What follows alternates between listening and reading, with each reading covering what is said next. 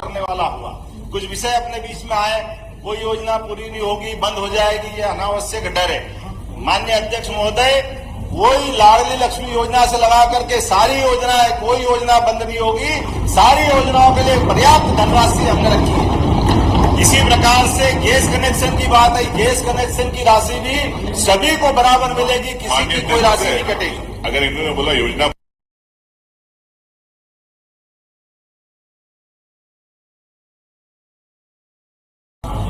सारी राशि जब जब जिसकी तारीख है उस तारीख में डलती जा रही है। अब ये अलग बात है, आपको जानकारी नहीं तो मेरा अनुरोध है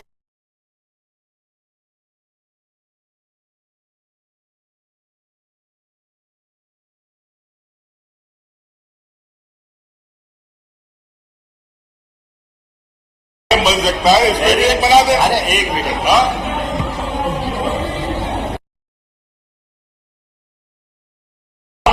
माननीय मोदी जी को धन्यवाद दो, जिनने कहा कि कुल 4 जातियां, उसमें बहनों को भी एक, उनने महिलाओं के लिए भी रखा है, महिला, युवा, गरीब, किसान।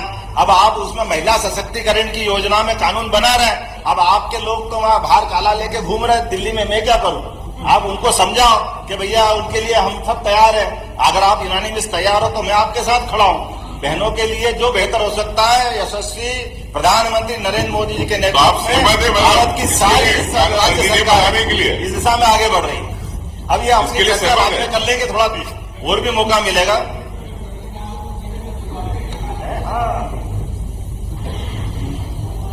डबल इंजन सरकार का चमत्कार क्या होता बताना चाहूंगा कि मध्य प्रदेश से बीमारू राज्य का कलंक हटा।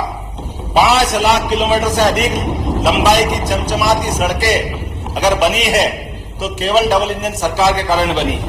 47 लाख हेक्टेयर में सिंचाई की सुविधा अगर बढ़ी है तो केवल डबल इंजन सरकार माननीय मोदी जी के कारण से बढ़ी है। हमारी विकास दर आज 16% से ज्यादा हो गई है तो केवल मोदी जी की सरकार के कारण से हुई है। हमारा सौभाग्य है। प्रति व्यक्ति 1,40,000 से अधिक अगर हुई है तो उसमें एकमात्र कारण माननीय मोदी जी का। और एक और बात, आपने कहा सिंहस्थ का, हाँ सिंहस्थ होगा, ये तो भगवान ने हमको सौभाग्य दिया। जब जब सिंहस्थ होता है केवल एकमात्र कारण भाजपा की सरकार बनती है या पूर्ववर्ती सरकारें बनती है, और सिंहस्थ को हर पुराने सिंहस्थ से ज्यादा अच्छे से कराने का हमारा ही उस मामले में योगदान देता है। मैं आज आपको गारंटी दे सकता हूं कि 2028 का सिंहस्थ, जिसको हम बाकी लोग कुंभ राशि कारण कुंभ मेला कहते हैं, फिर हम कराएंगे और किसी को बाल बराबर तकलीफ नहीं आने देंगे। लेकिन सरकार विकास के काम भी बराबर करेगी और अवैध विकास को कभी बढ़ावा नहीं देगी। ये किसी भी कारण से अवैध कॉलोनियों को बढ़ावा नहीं देगी।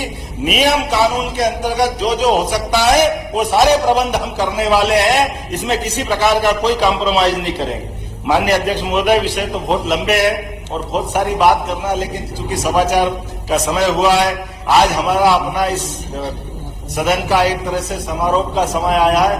मैं आज अपने सारे वरिष्ठों का, सारे मित्रों का, जिनने सकारात्मक माहौल में एक अच्छे विषय को अच्छे ढंग से, जिसकी शुरुआत ही आप शुभंकर है हमारे सदन के, आपका चयन में हमारे नेता प्रतिपक्ष ने, उनकी कांग्रेस पार्टी ने, भैया आप पटेल साहब याद रख लेना कि अपने हेमंत कटारे जी, आपने कल कोर्ट किया था। मैं कांग्रेस पार्टी को धन्यवाद देता हूं जिनने ये हमारे सामूहिक नेतृत्व करके एक अच्छी परंपरा स्थापित की है कि सदन के नेता सर्वानुमति से बनना चाहिए और इसी प्रकार से चर्चाएं भी सब होना चाहिए।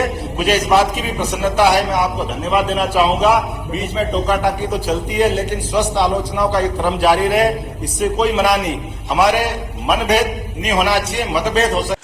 हेलो दोस्तों, स्वागत है आपका हमारे एक गवर्नमेंट इन्फॉर्मेशन यूट्यूब चैनल में। जैसा कि आपने सुना, डॉक्टर मोहन यादव ने, सीएम जो एमपी के नवनिर्मित सीएम है, उन्होंने कहा है कि किसी भी योजना के लिए कोई पैसों की कमी नहीं है, पर्याप्त धनराशि है सरकार के पास। तो हम आपको बता दें, किसानों के लिए भी 2-2 हजार रुपए की राशि जो सीएम किसान कल्याण योजना के तहत प्राप्त होती थी वो राशि भी प्राप्त की जाएगी। और डॉक्टर मोहन यादव ने कहा है कि लाडली बहनों के लिए भी साथ ही 2,000 रुपए की राशि प्रति माह दिए जाने का वादा किया है सीएम मोहन यादव ने। और सुनिए क्या कुछ कहा है। चैनल पर पहली बार आए हो तो चैनल को सब्सक्राइब करें, वीडियो को लाइक करें। धन्यवाद दोस्तों, बने रहे हमारे यूट्यूब चैनल के साथ ऐसी ही और वीडियो के लिए। अभी अपने सारे अलग अलग विभागों के बारे में बात हुई, यद्यपि ये बात सही है कि एजेंडे को बात करी। मैं आपके बीच गर्व से कह सकता हूं कि भारतीय जनता पार्टी का संकल्प पत्र यह हमारे लिए अपनी पवित्र धर्म ग्रंथ की तरह है, ये गीता रामायण की तरह है। एक एक अक्षर से 5 साल तक हम अपने इस एजेंडे को लेकर आए सरकार बनाने के लिए। 1 महीने की सरकार के लिए नहीं है, ना 13 महीने की सरकार के लिए। और हम और आप 5 साल बाद बात करेंगे कि आप और हमने जो निर्णय किए थे, अपने संकल्प पत्र को लेकर आगे बढ़े थे, तो हम किस रूप में आगे बढ़े। मैं आज आपके लिए खास करके 2-3 चीजें आपके सामने बताना चाहूंगा कि राज्य सरकार होती है मूलभूत सुविधाओं के लिए, उस पर भी हम काम कर रहे हैं। लेकिन सरकार अपने प्रदेश का मान, देश का मान और भारतीय सनातन संस्कृति का मान दुनिया में बढ़े, इसके लिए भी काम करने की आवश्यकता है। और मुझे इस बात की प्रसन्नता है, ऐसे कई विषयों को लेकर के जब से हमारी सरकार बनी है, ऐसे कई एजेंडों को लेकर हम आगे चल रहे हैं। आपकी जानकारी के लिए बताएं, आज से 300 साल पहले तक दुनिया में भारत का टाइम स्टैंडर्ड दुनिया में माना जाता था। लेकिन काल के प्रवाह में जब हम गुलाम हुए तो ये फ्रांस की राजधानी पेरिस 50 साल तक स्टैंडर्ड टाइम वहां तय होता रहा। उसके बाद 250 साल पहले जब अंग्रेज हावी हुए तो अंग्रेज इस चीज को पेरिस से उठा करके ग्रीनविच ले गए और ग्रीनविच से वो दुनिया में स्टैंडर्ड टाइम तय करने लगे। अब ये आप अंदाज लगा लें, कहने के लिए हम पूर्व के देश है, वो पश्चिम के देश है, और ये जो समय की गणना का केंद्र है, आप कभी अंदाज लगा लो आज भी कितनी बड़ी विसंगति है। आप उमंग भाई बताइए, यहां दुनिया में 2 प्रकार के ही प्राणी पाए जाते हैं। एक प्राणी जो सूर्यास्त से अपनी दिनचर्या चालू करते और अपने सूर्यास्त के बाद अपने सूर्योदय से चालू करते, सूर्यास्त में खत्म करते। दूसरे प्राणी रात्रि या निशाचर वाले हैं। लेकिन मध्य रात्रि में कौन से प्राणी अपनी दिनचर्या चालू करते हैं? ये मध्य रात्रि में 12 बजे दिन बदलेगा, इसका कौन सा स्टैंडर्ड, ये कौन सा पैमाना है? लेकिन ये वो पैमाना है जिस पैमाने को मैं थोड़ा सा आपके सामने बताना चाहूंगा। ये वो पैमाना है जिसके माध्यम से भारतीय संस्कृति को लज्जित करने का प्रयास किया। मैं अभी अपने विषय पे आ रहा हूं भैया, अभी खत्म नहीं कर रहा हूं, आपको भी मौका दूंगा, आप अपने आंखों से जाके देखना। 21 जून और 22 दिसंबर दिन के 12 बजे उज्जैन की ऑब्जर्वेटरी में जाना। एक शंकु यंत्र है, 300 साल पहले बना है और आधुनिक साइंस की दृष्टि से जीपीएस है, फिजिक्स का बना हुआ, जहां से आप डिसाइड कर सकते हैं कि दुनिया का सेंटर पॉइंट कौन सा है। आपको गर्व होगा वो उज्जैन और डोंगला है, जहां पे 23.26 अंश मिलेगा। लेकिन ये हमारे आधुनिक साइंस के आप उपकरण भी बता रहे हैं जो हजारों साल से हमारे पूर्वज जानते थे। ऐसे गौरवशाली चीज को हम विस्मृत करके केवल पश्चिमानुकरण जो करने लगे, उस काल के प्रवाह के चक्र को बदलते हुए उस ऐसे रहस्यों को भी सबके सामने लाने का काम हमारी सरकार कर रही है। होंगे कॉलेज सर्व सुविधा युक्त होंगे, जिसमें खेलने का मैदान, हॉस्टल, सभी प्रकार के पाठ्यक्रम को पढ़ने की गुंजाइश, उसी में ई लाइब्रेरी और इसी के साथ साथ बस की व्यवस्था भी रहेगी। 20 किलोमीटर के रेडियस में जाकर के बच्चों को अपने ही महाविद्यालय में आने के लिए किसी और पर निर्भर नहीं रहना पड़ेगा। हमने इसी में दूसरी व्यवस्था की, डिजी लॉकर की।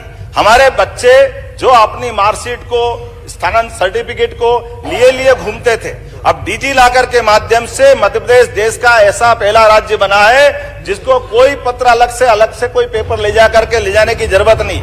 वो सारी की सारी सुविधाएं वो सबके लिए उपलब्ध रहेगी। हमारी सरकार ने तीसरा निर्णय लिया कि रजिस्ट्री करने के बाद आपको अलग अलग हमारे पटवारियों के चक्कर लगाने की जरूरत नहीं है, सबका नामांतरण अपने आप होगा। 1 जनवरी से जो लागू होगी व्यवस्था, ताकि बीच का ये जो अव्यवस्था है या अव्यवस्था हम खत्म करने वाले। हमारी सरकार ने निर्णय किया है जो सुप्रीम कोर्ट निर्णय करती थी। ये पता नहीं क्या है, मित्र हमारे पे आरोप लगाते हैं, पता नहीं क्यों लगाते हैं। सुप्रीम कोर्ट निर्णय करती है, सुप्रीम कोर्ट से बड़ी कोई ताकत नहीं है, लेकिन सुप्रीम कोर्ट के निर्णय को लागू कराने की कभी आपके मित्रों, आपके पूर्ववर्ती सरकार में हिम्मत नहीं रही। सुप्रीम कोर्ट ने निर्णय किया 3 तलाक खत्म कर दो, आपकी सरकार ने उस फैसले को लोकसभा में बदल दिया। ये आपकी दुर्भाग्यपूर्ण व्यवस्था है। हमारी सरकार ने 40 साल पहले पुराने लिए 3 तलाक के निर्णय को भी माननीय मोदी जी के नेतृत्व में बदल के रख दिया कि सरकार होती निर्णय लागू कराने के लिए। अगर निर्णय अच्छा है, सुप्रीम कोर्ट का निर्णय है, जनहितैषी है, महिला हितैषी है,